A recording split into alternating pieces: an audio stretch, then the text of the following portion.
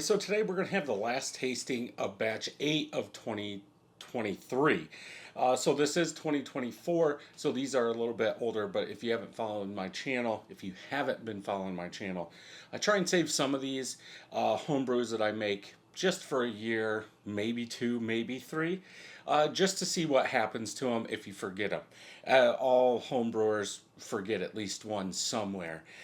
So again, this is technically 23.8 is the batch number. So I'm not going to go through the whole thing, but this is a small batch, 1.25 gallons going into the carboy.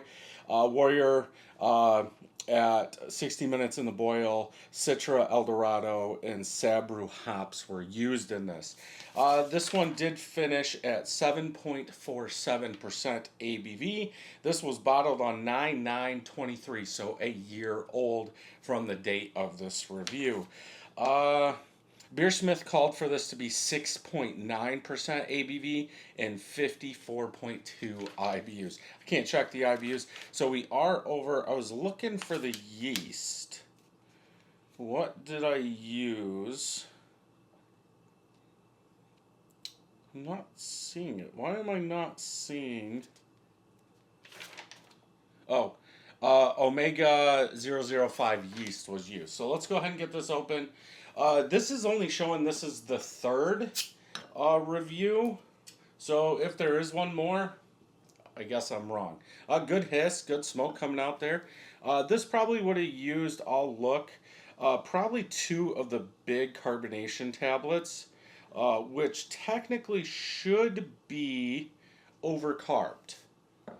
Yeah, it's coming up a little bit, but because the big carbonation tablets are for 12 ounces and these are 22 ounce bottles, technically it's 2 ounces more for those carbonation tablets. But we're looking okay. I do have some hop settlement, some trub on the top of the head, but I do bottle directly out of the fermenter. But usually if it's going to turn, be overcarbonated, it'll sit there and spin in the bottle. And I am seeing some of the trub spinning in there, but I think we're okay. Off-white colored head, a little yellow, like darker yellow coming up through there, probably from the light shining on here. From that pour, a little over a finger of head. Color on this one is, I would say, a little darker yellow. It's definitely not orange, like dirty yellow. You guys are seeing more orange. But yeah, dirty yellow in color. Let's go ahead and smell and see what we're getting out of this one. A little dank pine, like passion fruit, pine, maybe a little bit of that malt. It is a year old, so that malty sweetness is starting to come on. Almost a double. And you kind of get that. Now, I do know from doing this, it seems like that honey sweet malt comes out even if you don't use honey malt in here. And I think you are seeing that in this. So those hops are probably going to go down. It could be a little bitter. I'm still playing with or trying to test, like in hops you have alpha acids and beta acids, and it seems like those beta acids come on a little stronger after a year. I guess it depends on what kind of beer you're drinking. But yeah, a little like passion fruit, dank pine, malty sweetness is what I'm getting out of this. Probably not what it was a year ago. So let's go ahead and taste.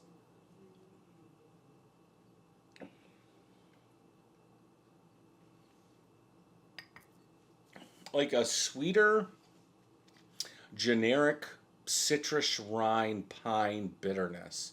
There is some sweetness, like I was saying, like a sweeter, generic fruit, or not fruit, citrus. Probably orangish, more orange since it's sweeter. It's bitter, especially in the back end, and it stays there. Like I get a sweet pine bitterness even in the aftertaste on this one.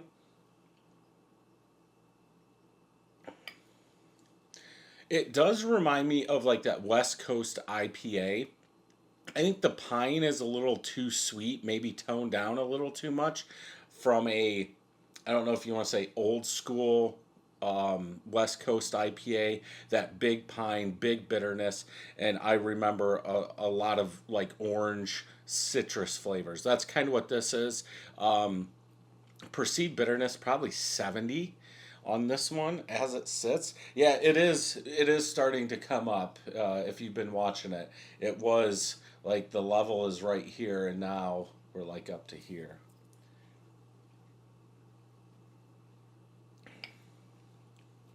I am getting a little of that dank, like passion fruit, probably from the El Dorado.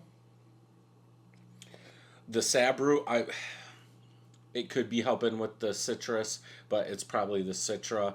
Usually Sabro, we're getting coconut from. I'm not getting that. I've had some craft beers that I haven't got any coconut from using Sabro, but I think because it's been out now, because it was like the whole craze back when Sabro came out, it was um, that coconut flavor that you were getting from that. This isn't bad. I think for most people, it's not balanced anymore. That bitterness is way too much. It's definitely drinkable. I think I wouldn't drink it out of this bottle. I think I would just pour it in glasses and just clear out the bottle as fast as I could. Because, yeah, now we have a whole bunch and that's going to swirl up in there. So you're going to have Trub in your beer. This is pretty clear though. So, yeah.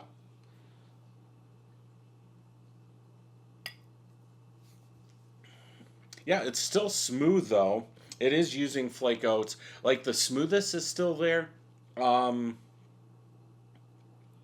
I was gonna see.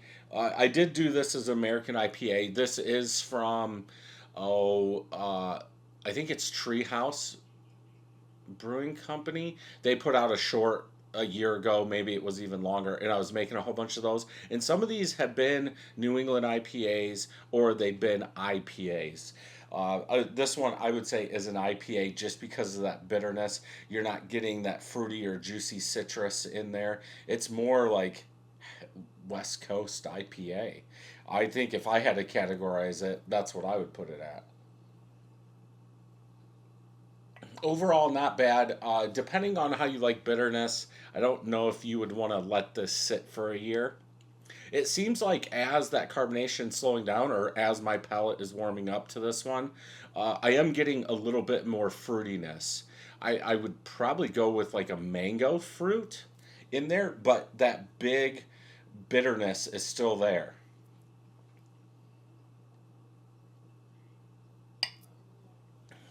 Yeah, maybe a mango pineapple up front now that it's settled down. Then it goes into like that dank pine sweetness with that sweeter, I'm going to say generic citrus, generic orange. I doubt you would say that. But yeah, overall, not bad. Definitely one I wouldn't sit on. If you enjoyed this review, check out some more homebrew videos over here. Don't forget to hit that subscribe button and ring that bell, and I'll see you in the next one.